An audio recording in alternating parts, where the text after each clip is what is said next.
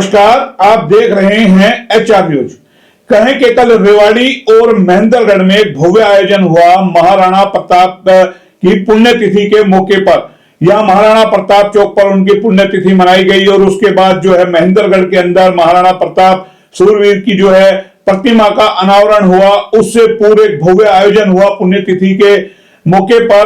और उस समारोह में कहे कि आसपास के तमाम नेता और वहां पर पहुंचे और श्याम सिंह राणा जो कृषि मंत्री है वो बतौर मुख्य अतिथि के तौर पर वहां पहुंचे। और कहे पूर्व मंत्री रामविलास शर्मा भी वहां गए, उन्होंने भी प्रतिमा पर जो है पुष्प अर्पित किए। और तमाम तस्वीरें कल कहे नरेश चौहान जी भी वही थे जो राजनीति विश्लेषक रहे, लगातार आप देखते रहे हैं और राजपूत समाज से जुड़े हुए हैं। तो आज उस कार्यक्रम की समीक्षा करेंगे और समीक्षा करना इसलिए जरूरी है क्योंकि कल जो वहां पर आयोजन हुआ वह बहुत सारी बातें निकल करके आई। और आपको बता दें, इस प्रतिमा की जो लगी है उसका पूरा खर्चा जो रवि चौहान गोठरा वाले हैं उन्होंने उठाया था और एक भव्य आयोजन हुआ था। तो उसी पे एक बार चर्चा करेंगे क्योंकि कल रामविलास शर्मा ने एक बात कही अपने भाषण के अंदर कि राजपूत समाज एक हो जाए तो मैं 1 करोड़ रुपए और दिला दूंगा। हालांकि पहले वो मंत्री रहे हैं, शिक्षा मंत्री रहे हैं। क्या समाज को पैसों की जरूरत है, क्या समाज एकजुट नहीं है, उसी पे समीक्षा करेंगे क्योंकि रामविलास शर्मा के भाषण के कई सारे मायने निकलते हैं। आखिर ऐसा कहा तो क्यों कहा और उसको लेकर के वहां बवाल भी हुआ, थोड़ी सी नाराजगी भी हुई, उसी पे चर्चा करेंगे। और चौहान साहब बड़े विस्तार से बताएंगे कि आखिर ये पूरा मामला है क्यों, क्योंकि क्या राजपूत समाज महेंद्रगढ़ से कभी विधायक नहीं बना या किस तरह की परिस्थिति रही, उस पर चर्चा करेंगे। चौहान साहब, कल आपने पूरा आयोजन देखा, महाराणा प्रताप की जो पुण्यतिथि थी, प्रतिमा का अनावरण वहां पर हुआ एक बड़ी इंतजार के बाद वहां पर। और रवि चौहान जो गोठड़ा वाले हैं उन्होंने पूरा खर्चा उठाया, उनकी धर्मपत्नी अनीता चौहान वहां मौजूद रही, रामविलास शर्मा वहां रहे। किस तरीके से देखते हैं इसको? देखो, जो आपने मोहनलाल जी बात समाज की एकजुटता की, रामविलास शर्मा जी ने मतलब एक ही बात कही थी, मैं भी मंच पर मौजूद था, लेकिन उस बात पर ही पूरे हॉल में बवेला मच गया और स्टेज पे भी बहुत गहमा गहमी रही कि उन्होंने जो कहा कि भाई मैं 1 करोड़ और दे दूंगा, कहीं से भी लाऊं, 1 मैं दे चुका। तो मंच पर बैठे ही बगल में ही हमारे बुजुर्ग वो बोले वो पहले किसको दिए, पहले वाले 1 करोड़ कहां हैं, किसके पास आए, किसके पास नहीं आए। और बोला किस तरह से आप इस तरह से झूठी बात फैला रहे हो, क्यों कर रहे हो। तो इस बात का बवेला हुआ। और जहां तक देखो समाज एकजुट होने की बात जो उन्होंने कही, तो पहली बात तो ये कि भाई अब रामविलास जी को रामविलास जी की पार्टी ने ही, जिस पार्टी भारतीय जनता पार्टी की महेंद्रगढ़ में ही नहीं हरियाणा में रामविलास शर्मा एक पहचान थे। क्योंकि रामविलास शर्मा से हमारा भी 1975 से इमरजेंसी काल से और भाजपा जनता पार्टी के टाइम में भाजपा के गठन से नजदीक का मेरा भी उनसे एक संपर्क रहा है। तो आज उन्होंने अपनी कथनी और करनी में इतना अंतर कर लिया है कि उनकी पार्टी ने ही आज उन्हें घर बैठा दिया है। तो वो 1 करोड़ रुपया कहां से लाएंगे? नहीं, एक बात मैं पूछूंगा। हाँ, बागोत वाला मामला भी चल रहा है, यही कह रहा हूं मैं कह रहा हूं बागोत वाले मामले में मैं वही बता रहा था। 1 करोड़ पहले नहीं दिए, वो कह रहे हैं, आप भी तो वहां थे, रिकॉर्डिंग हो रही थी। वो बोले पहले कहां, किसको दिए, कहां आए, कब आए, और अब आप कहां से दे दोगे। हाई कोर्ट ने संज्ञान लिया हुआ है उस भागवत के पुजारी वाले मामले का, पार्टी ने इनकी टिकट काट दी। और जहां तक एकजुट की, भाई ये फाड़ भी तो तुम नहीं कर रखी है राजनीतिक वोटों के लिए। अहीर नौ नहीर जो अब 2024 में पूरे हरियाणा में जाट नॉन जाट का नैरेटिव चल के भारतीय जनता पार्टी सत्ता में आई। जनता पार्टी की लहर में भी मोहनलाल जी रामविलास शर्मा महेंद्रगढ़ से हार गए थे। मैं एक बात पूछूं, 2024 में जब रामविलास शर्मा की टिकट कटी और राजपूत समाज से रवि चौहान टिकट लेने के इच्छुक थे, जब क्यों नहीं रामविलास ने इतनी पैरवी करी कि राजपूत समाज को दे दो टिकट, कंवर सिंह को वहां से मिली यादव को टिकट। मैं तो क्यों नहीं पैरवी करी राजपूत समाज के लिए लेकिन एक गुट रामविलास शर्मा के साथ है ना। नहीं, ये डाला गया, कितना है कितना नहीं वो कल आपने भी देख लिया कि कितना हुटिंग हुई और कितना बवाल हुआ। कभी राजपूत समाज से नहीं, जब देश आजाद हुआ तो पंजाब एक अलग प्रांत के रूप में उभरा, और जो पंजाब और हरियाणा, जब हरियाणा तो 1966 में बना है, तो उस टाइम जो 7 रजवाड़े इस पंजाब ज्वाइंट पंजाब में थे, उनकी पटियाला राजधानी करके एक पेप्सू नाम से अलग राज्य बना, और 1954 के इलेक्शन में महेंद्रगढ़ से बसई के ठाकुर मंगल सिंह वहां से राजपूत विधायक चुने गए।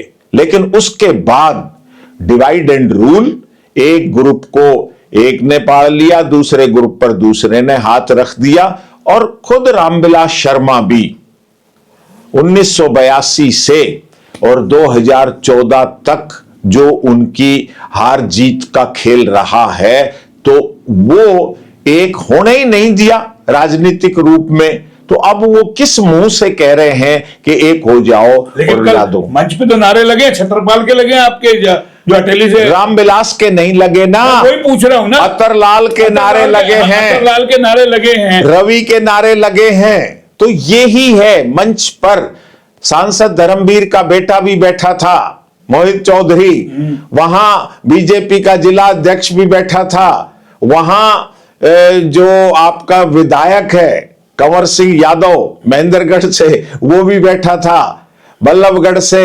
पूर्व सीपीएस शारदा राठौड़ वो भी बैठी थी, शशि परमार पूर्व एमएलए और जो अब के निर्दलीय लड़ा तो शाम से, वो भी वहां मंच पर बैठा था। तो वहां पूरे पंडाल में जिस तरह राजस्थान में वो रविंदर सिंह भाटी का क्रेज है, महेंद्रगढ़ में कल के आयोजन में अतरलाल का क्रेज जो है वो सिर चढ़कर बोल रहा था। ना विधायक के लिए कोई गर्मजोशी थी समाज में, ना रामविलास शर्मा के लिए कोई गर्मजोशी थी, सिर्फ और सिर्फ अतरलाल के लिए गर्मजोशी। एक सवाल समाज, रामविलास शर्मा महेंद्रगढ़ के विधायक रहे, मंत्री रहे, आप बता रहे भाई 10 साल इस मूर्ति को लगाने के लिए हो गए, कोई पहल नहीं कर सका। अगर जिस टाइम रामविलास शर्मा की मूर्ति लग जाती, अरे कह रहा हूं नहीं लगवानी, वो भी जब लगी जब रवि चौहान ने पैसा उसका खर्चा वहन किया सारा। नहीं, जब हम चाहते ही नहीं थे कि इस बोर्ड की जो दुर्गति, कभी कोई तोड़ देता था, कभी लग जाती थी, कभी हट जाती थी, मतलब बोर्ड ही हट जाता था, मूर्ति तो बहुत बड़ी बात है।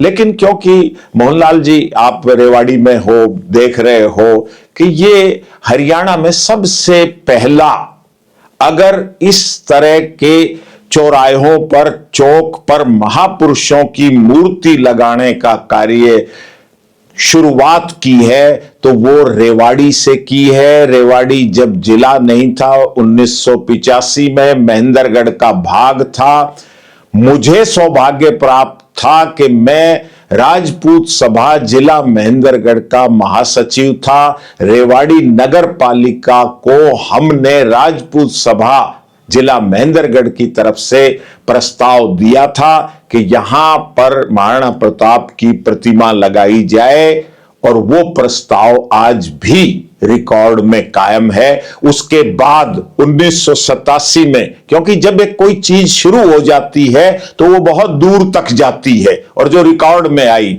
जब चौधरी देवीलाल की गवर्नमेंट बनी, बीजेपी और वो गठबंधन में थी, तो करनाल में पहली महाराणा प्रताप की स्टैचू लगी थी। उसके बाद 1995 में कुरुक्षेत्र में भजनलाल मुख्यमंत्री थे, उन्होंने मूर्ति लगवाई थी, और उसके बाद आप कह सकते हो कि 1997-98 में रेवाड़ी में एक नया इतिहास लिखा गया था। बिल्कुल, लेकिन मैं कल के बयान पे फिर आ रहा हूं। रामविलास शर्मा ने जैसा कहा कि मैं 1 करोड़ रुपए पहले दे चुका, सारा समाज एकजुट हो जाए, तो 1 करोड़ रुपए और दे दूंगा। आपको लगता है समाज के अंदर कहीं ना कहीं डिवाइडेशन करने की, क्योंकि हम लोगों को नहीं पता था पैसा दिया नहीं दिया, लेकिन वो तो भरे आम लोग नहीं, भरे मन से नंबर बना गए, ऐसे नहीं नंबर बता दिया। वहां नंबर तो सिर्फ 2 ही आदमियों, क्योंकि रवि चौहान, उसकी घरवाली अनीता चौहान ने मतलब पैसा दिया, और रवि चौहान ने जब वहां ये बखेड़ा हुआ, मैंने बताया ना 97-98 में हमने जब रेवाड़ी में शुरुआत करी, फकीर चरण परिड़ा उड़ीसा का एक बहुत बड़ा कलाकार मूर्तिकार है, और वो हरिद्वार में उसकी वर्कशॉप है, कुरुक्षेत्र में भी, हरिद्वार में भी जयराम आश्रम है, और उस चीज को कहीं ना कहीं महेंद्रगढ़ के समाज के युवा लोग, मतलब अब एकदम 10 साल बाद एक गैप आ जाता है, जनरेशन परिवर्तन हो जाता है, तो आज हरियाणा के लगभग सभी जिलों में महाराणा प्रताप के स्टैचू लग चुके हैं। तो महेंद्रगढ़ वालों ने भी हमारे से भी संपर्क किया, मैंने उस मूर्तिकार का उनको नंबर भी दिया, पता भी दे दिया, वो मूर्तिकार से संपर्क हुआ। बात जब पैसे की आई तो रवि चौहान ने डायरेक्ट एंट्री ना करके, रवि चौहान ने मेरे को कह दिया था कि भाई साहब आप उनसे कह देना आप कि भाई पैसे की चिंता ना करो, लेकिन आप एकजुट हो जाओ और एक मन बनाओ कि हमने मूर्ति लगानी। चलिए चलते चलते ये और बता दीजिए, अब तो राजपूत समाज से श्याम सिंह राणा आते हैं, मंत्री है, कृषि मंत्री, कल कुछ देंगे? क्यों नहीं? देखो, समाज को जब 24 साल बाद 2002 के बाद कैबिनेट में जगह मिली है, और ये कैबिनेट में भी मोहनलाल जी बताऊं कि भाई जब समाज जागरूक हो रहा है, अब हमने पूरे प्रदेश में हरियाणा राजपूत प्रतिनिधि सभा के अध्यक्ष के नाते 2 साल से निरंतर हमने संपर्क किया कि अब राजशाही नहीं है, अब लोकशाही है। आप लोकशाही की मानसिकता, कहते हो कि हम क्षत्रिय हैं, हम लड़ाके हैं, तो आपस में मत लड़ो, चुनाव लड़ो, एमएलए का चुनाव लड़ो, एमपी का चुनाव लड़ो। और वो बात समझ में आई इस 2024 के लोकसभा चुनाव में और विधानसभा चुनाव में। राजपूत समाज ने अपने को एक फैक्टर के रूप में प्रोजेक्ट किया। ठीक है, कल लेकिन रवि चौहान ने क्या कहा वो नहीं सुना आपने? वही कह रहा हूं मैं, नेता बनके किसी को नौकरी नहीं दे सकता। नहीं, वही कहा है कि आप नौकरी मांगने वाले मत बनो, नौकरी देने वाले। आपने जो सवाल किया ना कि वो क्या दे गए, क्योंकि वो मंत्री है, और कल के मंच पर रेवाड़ी से भी और महेंद्रगढ़ भी दोनों जगह आए। आज 90 में से 2 राजपूत विधायक हैं, असंध से योगेंद्र राणा, वो भी रेवाड़ी थे, वो भी वहां थे। तो मंत्री और एमएलए के पास पावर है कि समाज को कुछ देने की। तो रवि ने भी यही कहा, और रवि की भी यही मंशा है, और आपने वहां देख लिया कि क्या अतरलाल ने टक्कर दी अटेली में, और खाली राजपूत की वजह से नहीं, एक नेता के रूप में, अटेली का सेवक तो रूप में दिया ना हार के भी। मोहनलाल जी, कई लोग हार के भी जीत जाते हैं और कई जीत के भी हार जाते हैं। तो आपने देख लिया कि जीते हुए भी मंच पर थे उस हाल में महेंद्रगढ़ में, और हारा हुआ अतरलाल भी था, और शारदा राठौड़ भी लड़ी और 44-45 हजार वोट मिली। तो वो 8-9 हलकों में, क्योंकि राजपूत निर्दलीय होके अब के लड़ा 2024 में, अगर तो उसने मिल जाती कांग्रेस की, वो तो कांग्रेस ने तो देनी नहीं थी, आपने तो कांग्रेस ने तो देनी ही नहीं थी। शारदा राठौड़ के मुकाबले जिसको दी 4000-5000 वोट आई, इसकी 45,000 वोट आई। तो आपको लगता है भिवाड़ी में राजपूत की कांग्रेस यही नुकसान कर गया? बिल्कुल कर गई। अटेली, अरे भाई साहब, अटेली ही नहीं, भिवाड़ी की सीट गंवाई उन्होंने, तोसाम की सीट गंवाई उन्होंने, बल्लभगढ़ की सीट गंवाई उन्होंने, सोहना की सीट कांग्रेस ने गंवाई। मतलब कांग्रेस ने राजपूत फैक्टर को नजरअंदाज करके अपनी 7-8 सीटें गंवाई। और साथ के साथ बीजेपी, ऐसा नहीं है कि राजपूत एक करंट आया है इस चुनाव में, जहां बीजेपी ने उस मिहिर भोज प्रकरण में कैथल कलायत आपका, वहां बीजेपी को झटका दिया। आपका वहां पंचकुला में, अंबाड़ा में राजपूत बाहुल्य पूरा डिस्ट्रिक्ट है, पंजाब और यूपी से लगता हुआ यमुनानगर, वहां राजपूत को इग्नोर किया, वहां भारतीय जनता पार्टी को भी राजपूत समाज ने झटका दिया। तो ये थे हमारे साथ नरेश चौहान जी, जो कल के आयोजन की समीक्षा करके बता रहे थे कि आखिर रामविलास ने जो बयान दिया उसके क्या मायने हैं। समाज तो फिलहाल एकजुट है, लेकिन नेताओं को अपने वादे पे खरा उतरना चाहिए। लेकिन रामविलास शर्मा ने जिस तरीके से कहा कि मैंने पूर्व में 1 करोड़ रुपए दिए हैं, समाज एकजुट हो जाए, 1 करोड़ और दूंगा, उसको लेकर के जो बवाल मचा, ये आने वाले दिनों में और बड़ी चिंगारी बनकर के भड़क सकता है।